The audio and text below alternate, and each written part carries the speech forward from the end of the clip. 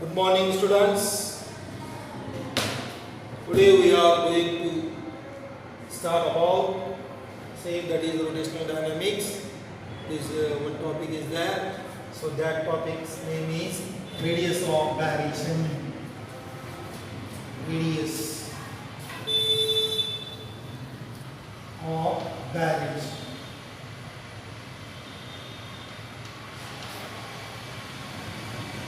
Radius of gyration is denoted by K letter. Radius of gyration our an axis. Radius of gyration of a body. Sorry. Radius of gyration of a body is defined as the distance between axis of rotation and the point at which entire mass of the body is supposed to be concentrated, so as its mi is the same as that of the mi about the same axis. आपण जर घेतले यामध्ये ring जर घेतला या ठिकाणी, या ring मध्ये mass distribution is for the circumference of the ring. आणि नंतर जर मी एक axis is passing through the centre आणि परपेंडिक्युलर टू इट्स प्लेन जर घेतला आणि इथं मानूया की बाबा इथे एक मास पॉइंट आहे, से एम पॉइंट. तर यामधला जो काही डिस्टन्स आहे, the distance between this mass point and axis of rotation. Okay, axis of rotation.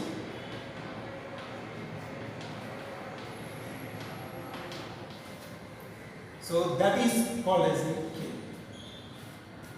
म्हणजे the point या ठिकाणी point at which the effective mass is situated. Effective mass या ठिकाणी actually complete mass कसा आहे, एकदा डिस्ट्रीब्यूट झालेला आहे. The radius of gyration is independent of total mass. जे काही इफेक्टिव्ह मास त्या ठिकाणी जे सिच्युएट केलेले आहे तो पॉइंट आणि हा एक्सिस ऑफ रोटेशन मधला जो काही अंतर आहे त्याला म्हणलेलं आहे रेडियस ऑफ गायरेशन. आणि याचा जो काही मोमेंट ऑफ इनर्शिया आहे, आता याचा आपण मानूया की बाबा हा रिंग जर घेतला, हा is equal to m into k square. हा formula I is equal to m into k square. What is m? Mass. What is k? Radius of gyration. I. Therefore k square is equal to I upon m. Therefore k is equal to square root of I upon m. k is equal to I. आता जर moment of inertia जर माहित असेल एका बॉडीचा, तर मी easily के काढू शकतो. किंवा मला जर आहे ना त्या बॉडीचा मला मोमेंट ऑफ इनर्शिया माहित आहे, मानूया किंवा जर मोमेंट ऑफ इनर्शिया रिंग जर असेल एम आर स्क्वेअर आहे, M R square is equal to M K square. K is equal to under root M R square upon M get cancel. K is equal to square root of r square. Therefore K is equal to r. K is equal to. So this is now radius of gyration. पुन्हा एकदा व्याख्या सांगतो. The radius of gyration is defined as the distance between the axis of rotation and the point at which entire mass of the body is supposed to be concentrated, so as to possess moment of inertia of body same as that of the moment of inertia about the same axis. म्हणजे हे बघा I equal to m k square याचा moment of inertia घेतला आपण, म्हणजे तो बॉडीचा किती घेतला आपण m r स्क्वेअर आहे, तो जर इक्वेट केला दोन्ही मोमेंट ऑफ इनर्शिया इक्वेट होतो. म्हणजे उदाहरण घेऊया, म्हणजे हाच formula I is equal to m k square आणि हे आहे कशाचा, याचा मोमेंट ऑफ इनर्शिया आणि या ॲक्सिसचा म्हणजे काय m r स्क्वेअर. या ॲक्सिस जो रोटेट होतो त्याचा moment of inertia m r square आणि इथं इफेक्टिव्ह मास सिच्युएट केलेलं आहे याचा moment of inertia M K square. M cancel therefore K is equal to R. आणि हे आता मानूया आता K is equal to R is what radius of या ठिकाणी मी घेतले रिंग घेतले किंवा दुसरं काय असेल ते घ्यायचे किंवा डिस्टन्स मानूया. रेडियस ऑफ या ठिकाणी पडलं रेडियस ऑफ रिंग जनरल घेतलं तर डिस्टन्स म्हणलं. डिस्टन्स आपल्याला एसआय युनिट काय SI unit of radius of gyration SI unit of K is काय असणार मीटर आणि सीजीएस युनिट काय असणार सेंटीमीटर. डायमेन्शन काय असणार L1 M0 T0 हे तुम्हाला येतं आकडेमध्ये जाईल. आता जरा फिजिकल्स आता हे कशावर अवलंबून आहे radius of gyration is a depends on mass distribution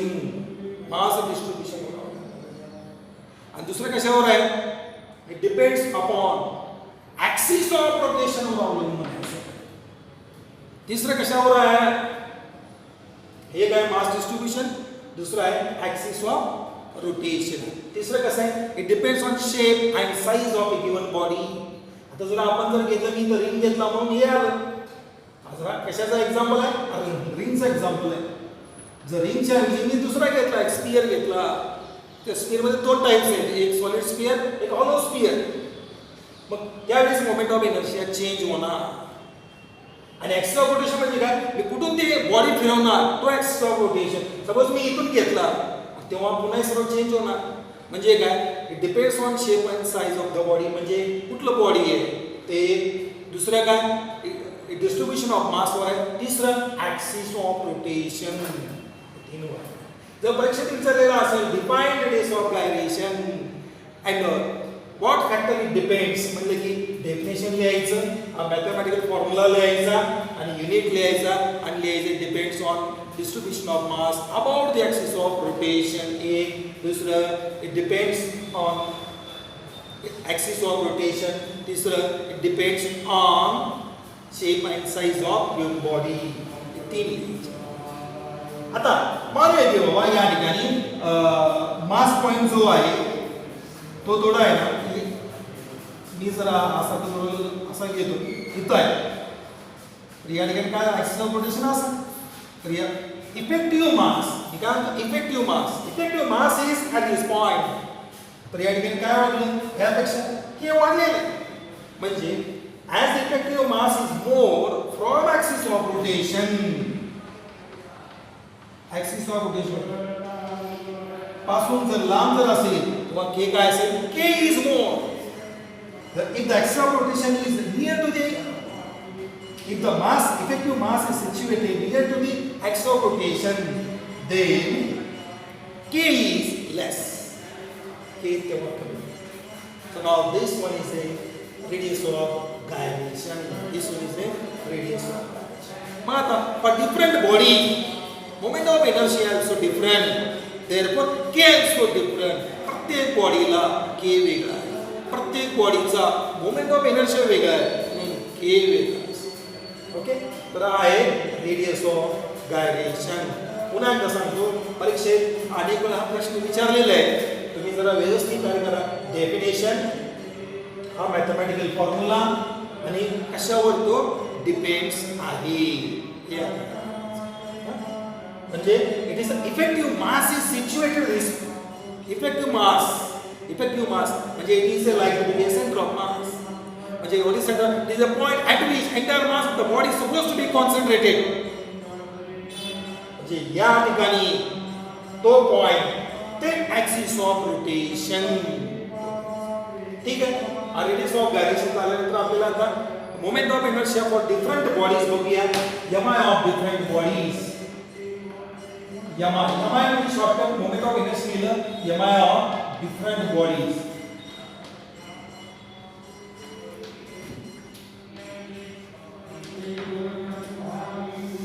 पहिलं घेऊया रिंग झाले त्या दिवशी मी घेतला असेल रिंग घेतलेला आहे आणि डिस्क पण घेतलं होतं बहुतेक दोन घेतले होते रिंग आणि डिस्क. पुन्हा एकदा घेऊया आपण एक रिंग घेऊ. रिंग आता याचा जो ऍक्सिस आहे सर्क्युलर रिंग जस्ट एक बांधली आहे. आता याचा जो काय आहे along the diameter हा काय about an axis passing through center आहे. along the diameter जर मी diameter जर घेतला तर diameter घेतला लास्ट टाइमला मी फॉर्म्युला दिलं होतं. काय फॉर्म्युला होतं mi of ring about diameter is equal to m r square by 2. मग आता काय करायचं याचा मोमेंट ऑफ इनर्शिया काढा आपलं रेडियस ऑफ गायरेशन काढा. therefore m k square k is equal to m r square upon 2. m get cancelled. K square is equal to r square upon 2. therefore k is equal to r upon root 2. या ठिकाणी about an axis passing through center ला k equal to r आलं होतं. along the diameter म्हणजे बांधली घ्या along the diameter घ्या म्हणजे along the diameter रोटेट करत असेल तर रेडियस ऑफ गायरेशन किती असेल r upon root 2. about an axis passing through center असेल किती असेल a is equal to r.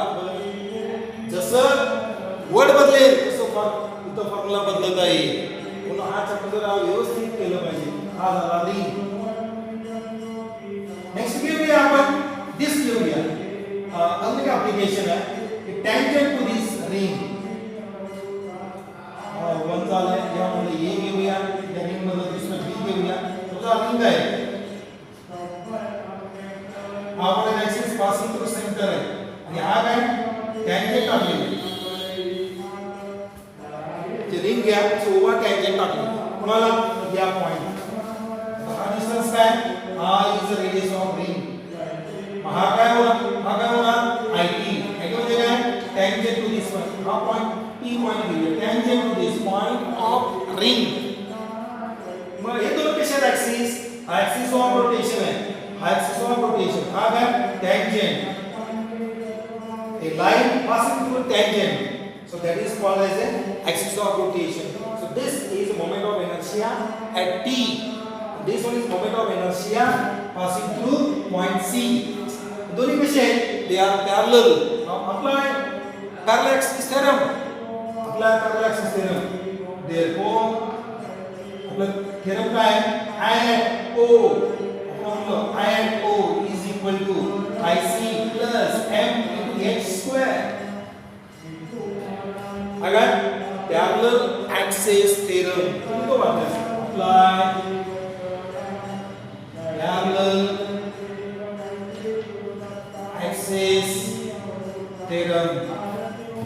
IO is equal to IC plus m square. आता IO म्हणजे काय IO is equal to IT.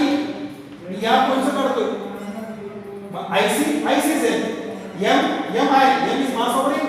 h म्हणजे काय distance between two parallel axes. तर दोन parallel axes मधलं अंतर किती आहे h is equal to r. यामध्ये सबस्टिट्यूट करूया.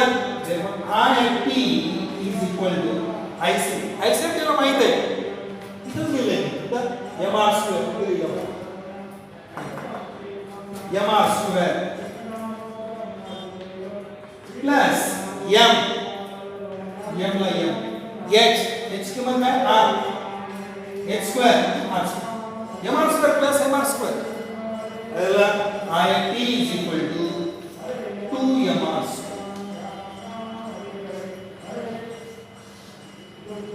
I t is equal to 2 into बघा ऍक्सिस ऑफ रोटेशन चेंज झाला मोमेंट ऑफ इनर्शिया चेंज झाले 2 m r square. आता याचं रेडियस ऑफ गायरेशन काढू तर काय ना m into kt square m I equal to m k square. हा बरोबर वापरूया. मग m kt square is equal to 2 m r square. 2 m r square. m get cancelled. Therefore kt square is equal to 2 r square. Therefore kt is equal to square root of 2 r square. Therefore kt is equal to root 2 into r. इधर radius of काय झालेले radius of परीक्षेला MCQ ला असते विचार मार बरं का एमसीक्यू मध्ये विचारणार की बाबा what is the radius of gyration हा at a tangent of a ring असं म्हणलं गडबडून जाता तुम्ही. काय काय नाही, थेरम अप्लाय करायचा आणि हे करायचं. एखादी प्रॅक्टिस केली तरी होईल, नसेल तर मग काय आवडच होईल. इज इक्वल टू रूट 2 किंवा 1 मार्कासाठी 2 मार्कासाठी आपण प्रॉब्लेम विचारू शकतो. हा झाला कंप्लीट रिंग. रिंगमध्ये मी ना दोनच घेतलं, एक डायमीटर आणि एक टँजंट. अजून तिसरं आहे, मग त्या पद्धतीने तुम्ही अप्लाय करू शकता. आता आपण घेऊया दुसरं डिस्क.